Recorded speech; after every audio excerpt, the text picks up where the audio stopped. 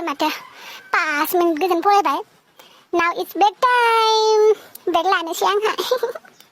एपि Insta बेनो आंना ब्रेकआ रा एपिफोरखौनो स्क्रल खालामलायनोसै आं मा गोदान नुलायोलाय दिनै आयौ बारा मुसुरानो मा जाजोबखो बेनालाय हजोबना लाबाय नामा मुसुरखौलाय माथो गोसोम बेलाव बाना थानाय बायदि नुबाय बेनि मुसुरखौलाय ओरैनो मानसि गुफुरजों माजों जारलासो जागोनलै नालाय बेलाव बाना थानाय बायदिसो नुमारदों र' नायलांबावनोसैलाय मा नुलायोलाय आयौ मा जाखो बेलाय बोखां गोदान नालाय बियो माथो दाखालिसो इन ए रिलेशनशिप विथ हांग्रिमोन दानासो होदोंमोन दे बेलाय मा बेलाय अबेनिफ्राय गोदान मोनलायखो रोंलालै आं साला बे रिलेशनशिपफोराबो दे आरोना जेब्ला गोसोलाय सेमगोन मा नायनो बिसोरनि उतपातखौ वाह इन ए रिलेशनशिप विथ आमुक तामुक ओमफ्राय फट'फोरालाय बाथाबलायनाय फट' लासिगोन ओमफ्राय ब्रेकआप जालायबाथाय बे फट'फोरखौ गावसोरनि आन्थाखौ क्रप खालामनोबो हालायलायनाय नङा ओरैबायदि बाथाबलायनाय फट' लानानै फेसबुकाव हेगारसिगोन दा जोंफोरखौ नायथों होननानै धल दामै खिथाजोबसिगोन बयनोबो नै आंहा गार्लफ्रेन्ड मोनबाय नै आंहा बयफ्रेन्ड मोनबाय होननानै ओमफ्राय केपसनफ्रावबो मा लिरगोन फट'जों लोगोसे माय हाबि माय मा होनगोन बेखौ माय लाभ लाइन माय वर्ल्ड मा नायनो आयौ जोंफोरखौसो खुदै गलायलाय गल'ल' नायबाय थासिगोन आरो ओमफ्राय बे होबाय जाबाय ओमफ्राय आरो ब्रेकआप खालामखांनानै आरो गोदान रिलेशनशिपफोरखौ जोंनि सिगाङाव फट' होलायनानै देखायफिननो लाजियाना मा देखायनाय जायो बेलाय मा देखायनाय जायो ना अफार मोजांसिन मोनदों होननाय बायदि देखायनाय जायो बुजिलालै आं रिलेशनशिपआव थाग्राफोरासो बुजिसिगोन आरो आंहालाय मानो माथा मारिबाय थादोंलै हा दुमफाव मा माथा मारिबाय थादों नालाय दे फरायनायाव गोसो दसे फरायफिननोसैलाय आङो आला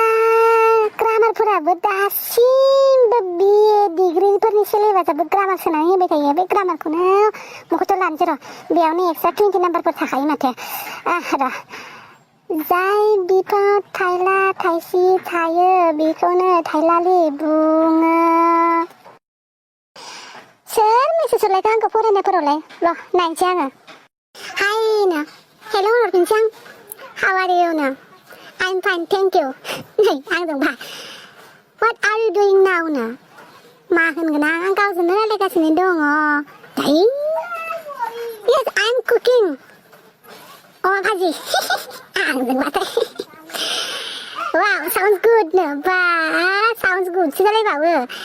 if you don't mind can you send me your WhatsApp number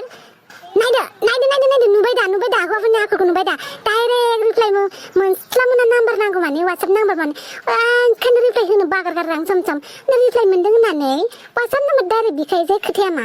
मा बे मेसेन्जाराव रिप्लाइ होनाया थोजासे नङा नामा हा पार्सनेल नाम्बार नांबावगौ जे बेनिखायनो मुदा एसे मोजां जांबानो बेनिफ्राय जां जाबानो आं नाम्बार बिबानो फावसायफिनखायोलै आङो बालसो नाम्बार बिनानै मुडखौ खाराब खालामबाय जाय रायलायला आं बिजों साननैसो नेबानो जायो साननैसो मोजां रायलायबानो जायो डाइरेक्ट नाम्बार बिखायोलै बेनिखायनो बायो आङो आरो रिप्लाइ होबाबो रिप्लाइ होआबाबो रिप्लाइ मोनदों सानबाथाय हिनजावा एसे थङालि जागोनदां हा हिनजावा एसे सोनसोल जागोन र' ट्राइ खालामनायनो होननानैसो नाम्बार बिनाय जायो ना मायोथाय ओंखायनो रिप्लाइ होआलासिनोबो थागारगारो आङो आरो रिप्लाइ होआबाबो आरो मा जाहरगोन साइस गैया बाइस गैया रिप्लाइ हरलायलायाखै माखौ लानानै एसेबां दुगिसो जाहरबावगोन आयुलै रिप्लाइ होबाबो रिप्लाइ होआबाबो दे नाम्बारखौ हरबायबो दे मोजां गाज्रि रायलायनो होननानै आनिफ्राय मेसेजफोराव WhatsApp मेसेजफोराव मेसेज खालामफिननानै मा खालामदों नों उन्दुबाय नामा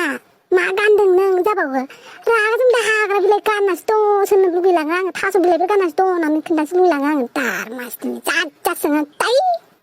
बेफोर खोथाफोरखौ साननानै खर' गुदुं खालामना लाबायथारा आं गावनि खर'खौ एफा मोजां खर'खौ आंनिया आंनि डिपिखौ नायनोसै र' सोर मा होनहरदों आंनि प्रफाइल पिक्चारखौ नायनो मोजांथार जासिनबाय गोदोनिफ्राय साबसिन जाथारबाय सेक्सिसिन नुथारदों माथो मानसियालाय लुदो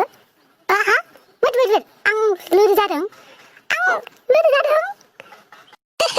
बेखौ खोनानाय लोगो आं माने थैयासै आंखौ लोगो जादों होननानै आं लोगो जादों आइनाव नायनो थांसै आङो माबायदि लोगो जादों आङो